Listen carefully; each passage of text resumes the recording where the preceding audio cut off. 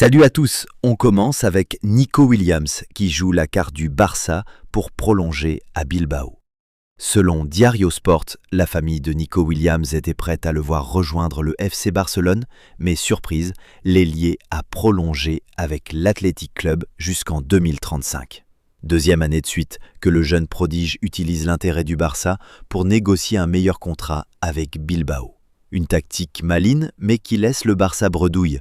Williams semble maître de son destin, jouant habilement des rumeurs pour sécuriser son avenir à Bilbao.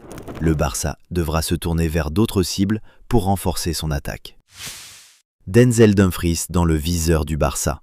Fabrizio Romano rapporte que le FC Barcelone a pris des renseignements sur Denzel Dumfries, le latéral droit de l'Inter Milan.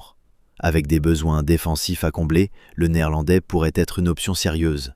Dumfries, avec son profil offensif, correspondrait au style de jeu catalan, mais son prix et la concurrence, notamment en Première Ligue, pourraient compliquer l'affaire. Gareth Bale, futur patron de Cardiff.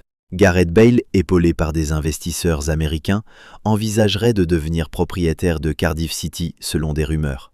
L'ancien international gallois pourrait ainsi boucler la boucle dans sa ville natale. Un projet ambitieux qui pourrait redonner un élan à Cardiff, mais les détails financiers et la viabilité du projet restent à clarifier. Adieux en vue au Real Madrid.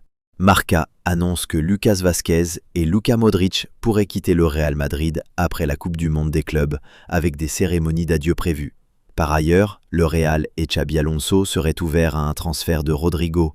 Le départ de figures historiques comme Vázquez et Modric marquerait la fin d'une ère, tandis que celui de Rodrigo, bien que surprenant, pourrait financer une nouvelle star.